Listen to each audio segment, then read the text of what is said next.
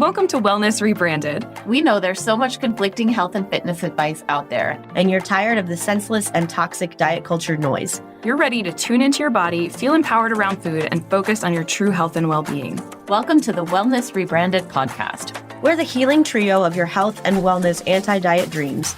I'm Tara, personal trainer. I'm Elizabeth, registered dietitian and certified intuitive eating counselor. And I'm Maura, licensed clinical social worker. Together, we're pushing back on diet culture, hustle culture, and toxic positivity to help you practice genuine health-promoting self-care. So grab your water bottle, forget the rules, and let's start rebranding your wellness journey. Welcome back to another episode of Wellness Rebranded. I'm Tara, and I'm here with Elizabeth, and we have some really big news today. Maura has stepped away from the podcast for personal reasons, but we're super excited to have Maria Winters with us. Maria is a licensed professional counselor, and she has graciously agreed to step in and bless us with her knowledge. So we are super excited to have her here. Yes, welcome. And I just want to say we were very, very sad when Maura had to step away. However, for sure. And is probably a better. We were very sad. And you were the first person that we thought of that we wanted to invite in to join us on the podcast. True. Because we have both been with you in professional and social settings and know that you have so much to offer. So we're super excited to get to know you, Maria. Thank you so much. And I feel honored, as I told you, to be the chosen, or is it like the chosen one? Thank you. Thank you. Yeah. So do you want to start out by telling us a little bit about yourself? I'm Maria Winters. I'm a licensed clinical professional counselor or a licensed mental health therapist. I have been practicing for over 20 years. For the past 11 years, I have been working in the emergency room of a local hospital, helping with any emergencies that had related to mental health. I teach psychology in college, which is super fun and keeps me updated with information and fun stuff. And I also have my own practice, which is called the Coaching Therapist LLC, which focuses on providing talks and workshops and training and education in different topics related to mental health and emotional well-being. That's what I do now. Sounds like you're pretty busy. Yeah, right. And that without counting the family and the dog and, all that stuff that we all do. Yes. So business, yeah. We were chatting before we came in here today that Tara and I, while we know you, we don't actually know a lot about your story and how you came to be in the U.S. doing what you do. So maybe How do you know I'm not from the U.S.? You hear an accent? Just a little. Right. And don't worry, it's sexy. It's sexy. Oh, that's good. And I've seen you dance. Yes, I love dancing. Another dead giveaway. So I was born in Venezuela in South America. And at the age of 23, I thought I want to experience what it would be to live somewhere else. So London was my first option, believe it or not. But then I don't know what happened that I applied to college here and then it ended up being the U.S. So I came from a 75 all year round weather, tropical weather to Boston, Massachusetts. Ew. Yeah. It's so cold up there. I know. I didn't know. And I knew, how can any human being live here? But they do. So I completed my college degree at Northeastern University in Boston, a place that doesn't close even if the snow is all the way to your knees. You go to school. Wow. Not like here. Did you speak English before you came? Well, I thought I did. But then I came here and I'm like, I don't think I speak it that well because I would go to college classes and all I could hear was the professor took, and I'm like, okay, I'm understanding maybe 10%. I would argue that Elizabeth and I might have a hard time understanding Bostonites as well. With that thick accent. That, right. I grew up around there, so I'd have to exempt myself from that. But so it got better. I mean, I still say that I don't speak English still. I pretend and I speak English, but Spanish will be what I speak. And sometimes not even because my Spanish friends is like, you're losing your Spanish. So I don't know what I speak anymore. So completed college and then moved down here and completed my master's in Washington, D.C., a master's in counseling psychology. And then I got married to somebody from PA who doesn't speak Spanish that much. So maybe my English got better there because you can fight in two languages. That's why that's like. And that right there is why we love Maria. But wait, I have a question. Can you back up? So when you got to college and you only understood 10%, how did you navigate that? Because college is hard when you speak the language. So I have a story. I don't know how I navigated. I mean, I did it. I don't know how, but I always tell my kids this story. One of my first classes, we took a test. And when the test come back, the professor says, so everyone except one student got question 3 correct. And it was a question about, I don't even know what it was about, but he says only one person got it wrong. He gives the test back. And who was that person who got it wrong? Me. That's like a terrible thing for a teacher to say. He did. And I was like, okay, it was me. And obviously it wasn't lack of knowledge. I didn't understand the question. So I'd eeny, meeny, miny, moe and answer the multiple choice question. And I was the only one who got it wrong. So there's that. Oh my gosh, my heart is hurting for you because that sounds So terrible. I only imagine how many things I missed because of the language. But now that I think back, it's like, I should have said something, like this is not my first language, maybe. Right. Help me here. Now we have accommodations for that. Right. This In was, school. I don't know, over 20 years ago. So I don't know how I did it. And what made you want to study psychology? I knew since I was little, it was either psychology or dancing. And then my very supportive dad, and I'm being a little sarcastic here, is like, if you decide to be a dancer, what are you going to do when you're 45? And I'm like, dance, right? Dancing right now very well. So I was like, okay, I'll go with psychology. And I did. But I always knew that I loved talking to people and everything that had to do with the brain and behavior and emotions. So I love that dancing has already come up twice in this podcast. yeah. Can never have enough dancing. No, you cannot. What's your favorite type of music to dance to? Latin music. I knew you were going to say Like what? Like salsa, bachata, merengue? Bachata, merengue. Yeah, you play that. Doesn't matter. I mean, at the grocery store, and my body uncontrollably reacts to it. Again, is the shoulders, is something has to happen there. Yes. But I can dance to just play music. It could be country music, full I care, and I will be dancing. Just play it. I'm laughing because my husband the other day was like looking through Instagram and there was a meme or something that said like, oh, all Latin women, when this song comes on and they all start dancing like real chill, even if they're like doing the dishes or whatever. And I was there like chopping up some veggies for dinner and he puts on like suavemente, besame. And I was there like, and he was filming me. So of course it like was even worse, but Latin inside.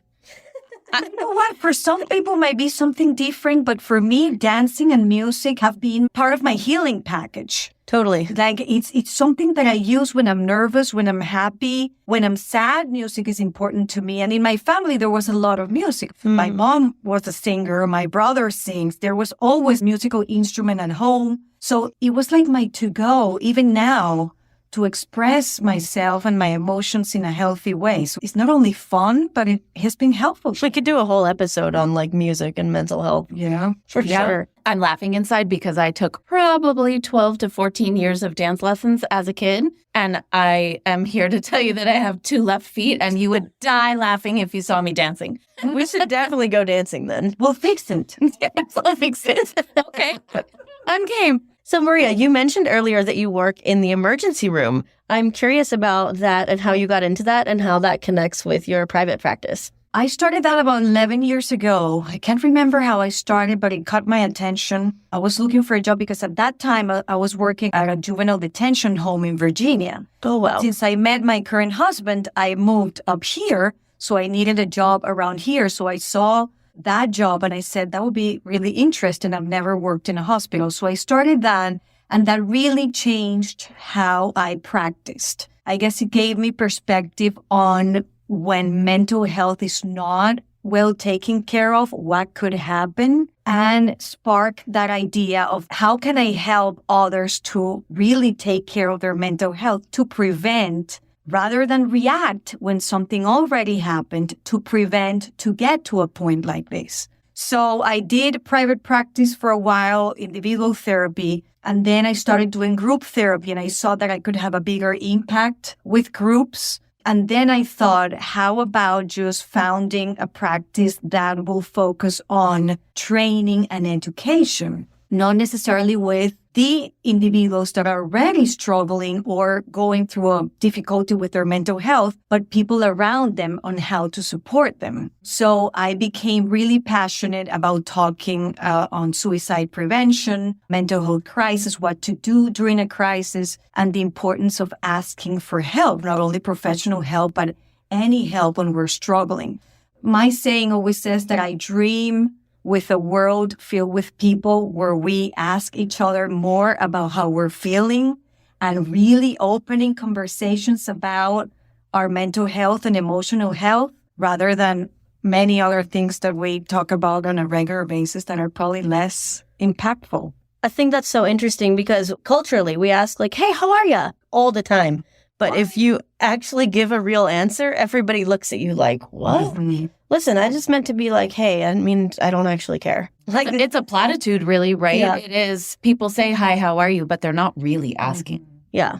And I've heard you speak on that several times, the importance of really genuinely asking someone how they're doing and listening and being there. I think we live in a culture that still has a lot of stigma related to mental health, and many people feel that talking about their struggles make them too vulnerable or weak, or we try to hide if we're struggling, or when we don't try to hide it and we talk to somebody else, maybe the response is not supportive, so that makes you shut down sometimes. So that's why I really dream with that, where we can just talk about it, because everyone struggles with their emotions at some point, either with their emotions, their behavior, or their thoughts at some point. Who are the only people that don't struggle with mental health? Dead people. She said that in a workshop. I went to hers recently, and I actually thought it was so profound. I went home and told my family. But to pick up on the thread of what you said a minute ago, I do think, unfortunately, there's still a lot of stigma around mental health. Although, fortunately, I feel like that's changing. We've come a long way. Yeah. But we have a long way to go. Agreed. Yeah. But I think also the flip side of that is people don't know how to respond to genuine emotion. And that's where I feel I can come in and help. So that's what I focus on, offering workshops for teachers, for parents, I want to do some with teenagers, what to do when somebody comes to you and shares something, or even better, how to start the conversation, even if the person is not sharing it with you. Because many times we don't go voluntarily and share something with somebody else. We have to be asked. So what are some of your favorite topics to talk about regarding mental health? Give us a preview of what we can expect in future. Well, I love talking about self-care. I think it's a priority and something that we don't do as often as we should, maybe because of different concepts or definitions of what we have self-care. Self-esteem, I think it's big. When we work on our self-esteem and our self-worth, that really changes sometimes the way we behave and the decisions we make. So well-being as a holistic approach is something that I think it's important. And to pay attention to how we think, how we feel, tuning in, like this podcast does beautifully, is tuning in with your body, including your emotions. Learning how to ask for what you need, having those conversations to pay attention for what you need. I think it's key because we live with ourselves 24/7. So we might as well start listening. I would imagine that you have opinions on not being afraid of emotions. I think culturally we tend to, I don't know if afraid is the right word, but we tend to shy. Uncomfortable, Yes. if nothing else. Uncomfortable with big emotions, but that's probably not helpful, right? Right. And sometimes we label emotions are positive or negative, and there's really no negative emotion. That's such a good point. It's just an Right? emotion. It's just an emotion, exactly, because sometimes I'm going to be happy, sometimes I'm going to be really sad, sometimes I'm going to be angry, and those are emotions too. The emotion is never a problem. It's maybe the behavior or your reaction when you're feeling that emotion. Because if you feel anger and you, hurt people or slam doors, then that's the issue, not the emotion, right? I feel like as a mother of a toddler, I'm getting like a crash course in that. In emotion. In emotions, unfiltered reactions. And that's why we want to support the emotion and say, hey, I see that you're feeling frustrated, or, but let's learn ways to deal with that emotion in ways that are helpful and healthy for you and for others. Yeah, I'm thinking about how often you hear people apologizing for their emotions. Oh, yeah. I'm like the queen of if I start crying, I'm going to apologize. Yeah. Which I don't cry often, so don't worry. But And crying is good for you. There's a reason why it's there, right? I'm a major weeper. Since I had a kid, all I do is cry. Really? Yeah, it's so bizarre because before, my whole life cried maybe like 5 times. And now it's like I had a kid cry all the time. So going back to topics, another great topic, for example, related to emotional well-being is emotional regulation.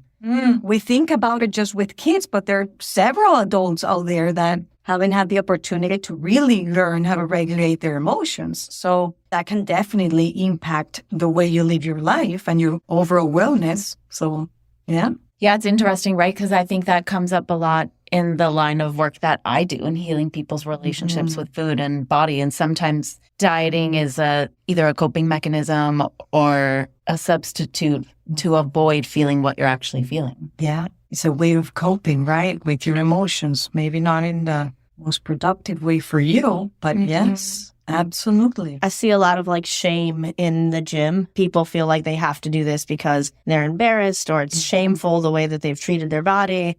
And they feel like they have to like work it off, which of course, as we know, is crazy and not at all true. But the big emotions come out in that first initial consultation with me for sure. Yeah.